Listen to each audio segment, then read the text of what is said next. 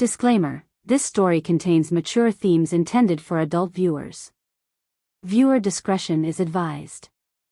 I should have known something was off the moment he touched my hand that night, gentler than usual, but with a kind of restraint I'd never felt before.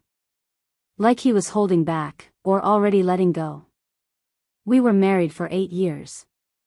Comfortable, settled, maybe too settled. We had our Sunday routines: dinner at 7, a king-sized bed with a quiet middle space no one crossed anymore. But love? Love had changed.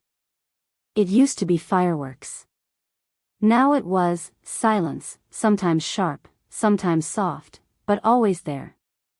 His name is Ryan. My husband. Strong-willed, ambitious, the type of man who could command a room without raising his voice. The type who used to look at me like I was the only woman alive. And for a long time, I believed that. But lately, I'd catch him staring at his phone with a blank expression. Or coming home late, smelling like cologne I didn't recognize, subtle but sweet, like betrayal wrapped in a whisper. I didn't ask. Not because I didn't want to know. But because I wasn't sure I wanted to hear the answer. My name is Claire. I used to be fearless. I used to be a woman who danced barefoot in the kitchen, who surprised him with weekend trips and whispered ridiculous things just to make him laugh. But over time, I became the wife who double-checked the locks, packed his lunches, and told herself this was just a rough patch. Then came the night I told him, take control. I didn't mean just in the bedroom. I meant our marriage. Our life. I needed him to show me that we still had something real beneath the routine and the silence. He didn't say a word. He just looked at me with eyes darker than usual and nodded once, like a man accepting a challenge he already knew how to win. What followed was a shift I didn't expect. Suddenly, Ryan was present. Intense. Possessive. There was a heat in him again, a fire that had been gone for too long. But there was also something colder, something hidden in his smile that didn't quite reach his eyes. He held me close. Closer than he had in months. But I couldn't shake the feeling that he wasn't trying to bring us together. He was trying to bury something. Something he didn't want me to find. And then, one morning, while folding his laundry, I found it, a receipt. One I wasn't supposed to see. One with a time and a hotel name I didn't recognize. He said he wanted control. But now I wonder. What exactly did I give him permission to do? I didn't confront him right away. I couldn't. Because part of me wasn't ready for what I might hear. And the other part didn't want to admit how long I'd already known. That night, I placed the receipt back where I found it. Tucked beneath his folded shirt like it hadn't shaken the ground under my feet. I watched him from across the dinner table. He talked about work. Laughed at something on his phone. Reached out and touched my hand like nothing was different. Like we were fine. But something had changed in me. Every kiss felt like a question now. Every glance like a cover for something else. And yet, when he touched me, my body still reacted like it remembered the man who used to lift me onto countertops just to kiss me longer.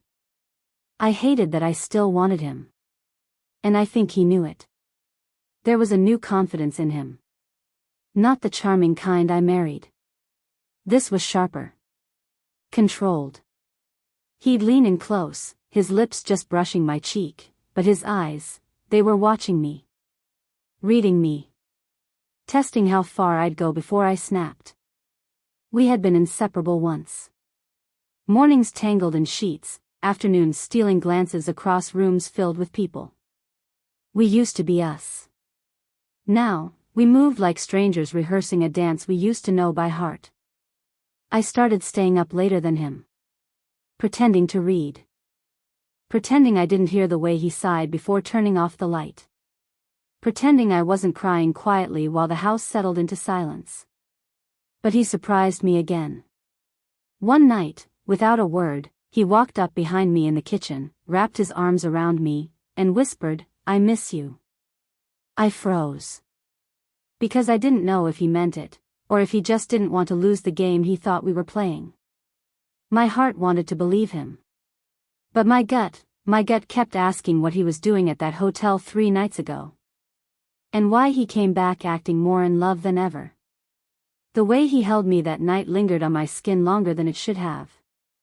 Not because it comforted me, but because it didn't feel like him anymore. Ryan used to hold me like I was something breakable. Now he touched me like he was rehearsing. That night, after he whispered he missed me, I turned around slowly. I searched his face for something real.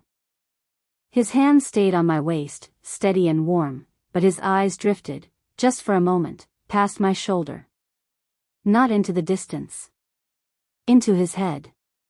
Like he was somewhere else. "Where did you go just now?" I asked softly. He blinked and smiled, the kind of practiced smile people give when they've already prepared their answers. "Nowhere," he said. "Right here with you." But that was the thing. Ryan used to answer before I even asked. He used to see me before I knew I needed to be seen. Now he was just performing us. And I was letting him. The next morning, I checked the hotel address on the receipt. My fingers trembled as I typed it into my phone. It wasn't some fancy chain or romantic hideaway. It was small. Tucked off a quiet side street. The kind of place that didn't ask questions and took cash. I told myself maybe he just needed space. Maybe he was going through something he didn't want to say. But then why lie? Why act like everything was perfect? Later that week, I ran into Elise, our neighbor, the one with the always perfect lipstick and the habit of leaning too far into conversations with Ryan at the mailbox. We exchanged polite smiles. She asked how Ryan was. "He seems happier lately," she said, her voice sweet, but a little too interested. I noticed her eyes flick down to my wedding band before settling on mine again. "He's been glowing," she added. Glowing. That word twisted in my stomach. Because I hadn't seen him glow in months, until after the hotel. That night, when he got home, I tried. I really tried. I cooked his favorite. Lit the candles. Wore the perfume he used to love. And he noticed. He kissed me deeply, with a hunger I hadn't felt in ages. But even in that moment, I felt the hesitation. Like he was thinking of someone else, and trying to replace her with me. We stood in the hallway afterward, wrapped in the dim light, our foreheads touching, breaths heavy. "I need you to be honest with me," I whispered. His jaw clenched. Just a flicker. "I am," he said. But he didn't say what he was being honest about. And I didn't push. Because part of me was scared that if I did, everything would fall apart. And maybe, just maybe, it already had. The silence between us had turned into something alive. It filled the space when we passed each other in the hallway. It hovered between our hands when they brushed by accident. It pulsed between every kiss we didn't share, every truth we didn't speak. But that night, it all almost came undone. We were alone, again. Another dinner barely touched. The TV flickered in the background, playing some old movie we weren't watching. I caught Ryan staring at me, not just glancing, watching. His eyes looked softer, like the man I remembered. "You okay?" I asked, my voice quieter than I meant. He opened his mouth, hesitated. Then nodded.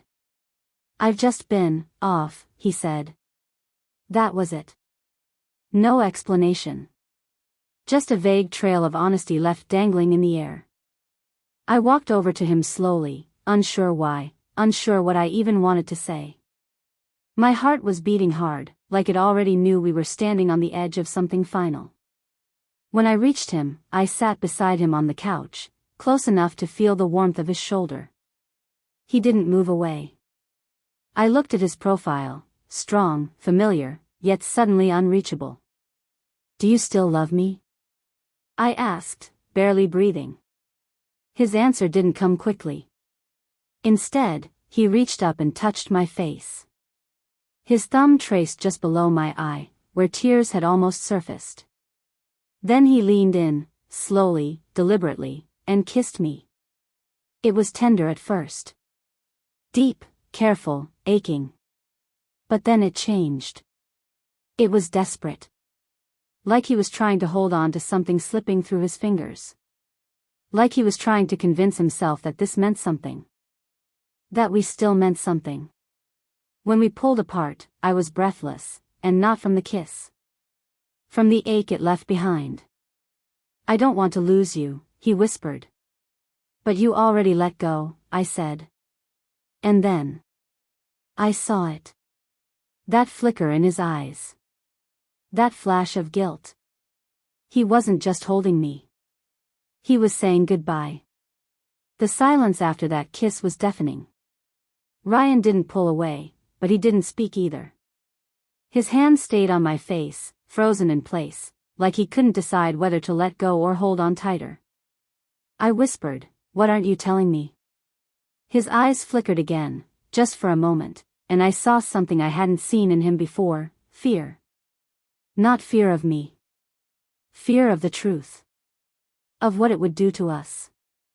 Of what it already had done. He stood up, brushing his hand through his hair. "I need some air." Before I could respond, he was gone. Just the sound of the door clicking behind him, and then, nothing. I sat there, heart pounding, the taste of that kiss still warm on my lips. It felt like something had been said between us, without words. A goodbye, maybe.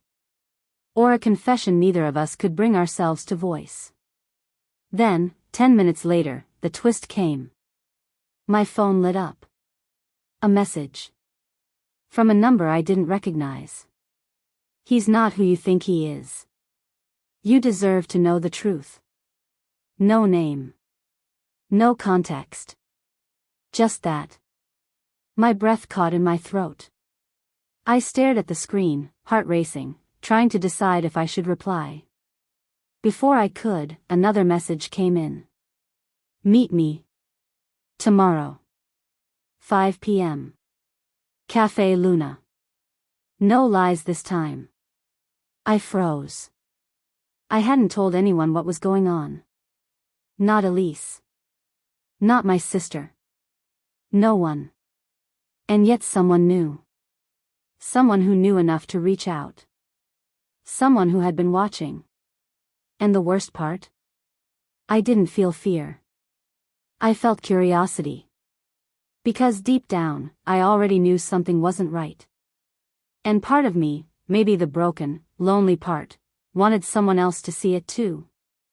Maybe even help me understand what I couldn't say out loud. The next morning, Ryan was already up when I came into the kitchen. Shirtless, coffee mug in hand, acting like nothing had happened. Like we were still okay. He looked up at me and smiled. But there was a flicker behind it. That now familiar distance. "I was thinking we should take a trip," he said. "Just the two of us. Get away. Reset." I stared at him. He wanted to run. And I had just been invited to uncover why. I arrived at Café Luna early. The place was quiet, tucked away between closed boutiques and quiet sidewalks. It smelled like fresh espresso and unanswered questions. My heart pounded in my chest as I watched the door, every minute stretching out like a warning. Then she walked in. Not who I expected. It wasn't Elise. It wasn't a stranger. It was Madeline, Ryan's coworker from 2 years ago. The one he said left the company. The one I never really got to know, but never quite forgot. She sat down across from me without asking. "I didn't come to hurt you," she said. But I couldn't keep quiet anymore. Her voice was soft. Controlled. And I knew, instantly, that this wasn't about bitterness or revenge. This was about truth. "I was with him," she said. "Before you knew. But not recently. It ended. He ended it. Cold. Said he had to save his marriage. Said he still loved you. My mouth was dry. My throat, tight. But that's not the worst part, she whispered, leaning in. You weren't the only one. There's someone else now. Someone he's not letting go of. My stomach dropped. Madeline handed me a photo, grainy, but clear enough. Ryan. Standing in front of the same hotel on the receipt.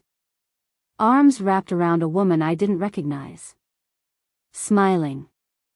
I sat frozen, shaking, feeling every piece of me unravel in the quiet hum of the cafe. When I got home, Ryan was waiting in the kitchen. His suitcase was on the floor. He smiled when he saw me, relieved. I booked us something last minute. Beach house. Just us. I held the photo in my hand. His smile faded the moment he saw it. He didn't speak. He didn't deny it.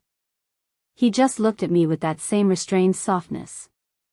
I tried to come back to you, he said, voice breaking. But I already gave too much of myself away.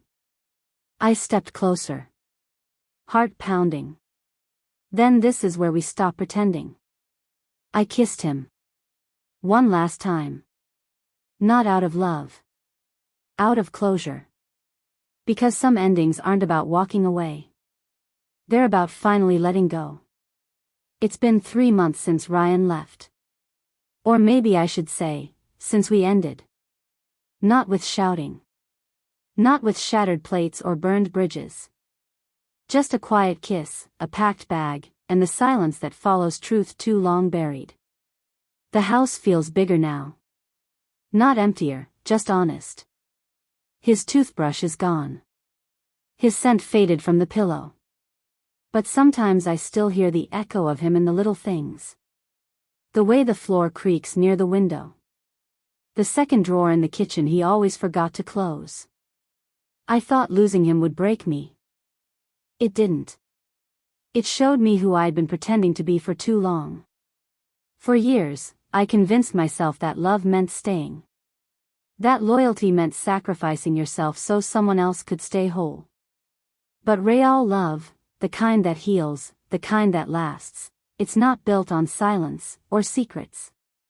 It's built on truth. And we stopped telling each other the truth a long time ago. I've started writing again. Journaling. Painting in the afternoons. I met up with Madeline once more. Not to rehash the past, but to thank her. Not everyone who brings pain is a villain. Sometimes, they're the only ones brave enough to tell you the fire's already burned down. As for Ryan, I don't hate him. I don't even resent him. He was human. Flawed. Afraid. Just like me. But he made a choice. And I made one too. To stop chasing a version of us that only existed in memory. To choose peace over pretense. To love myself more than I feared being alone. If you've ever been there, in the quiet breakdown of a relationship, then you know how loud it gets inside your own heart. The whispers of doubt. The ache of hope. The weight of wondering if you could have done more. But sometimes the bravest thing you can do is walk away before you lose yourself. Love doesn't always mean staying. And leaving doesn't always mean you've stopped loving. Sometimes, it just means you've started choosing you. Would you want a sequel from Ryan's perspective? Let me know in the comments. I'll be reading every one.